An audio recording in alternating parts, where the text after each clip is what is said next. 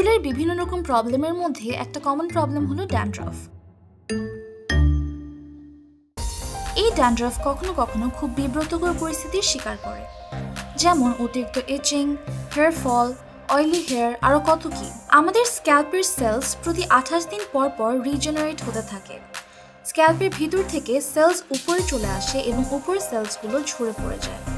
এই ঝরে যাওয়া সেলসগুলো টাইমলি ক্লিন না করা হলে তা স্ক্যাল্পে ক্লট হয়ে ড্যান্ড্রাফ সৃষ্টি করে। তবে সিম্পল কিছু হেয়ার কেয়ার রুটিন ফলো করলেই এই ড্যান্ড্রাফ কন্ট্রোল করা সম্ভব।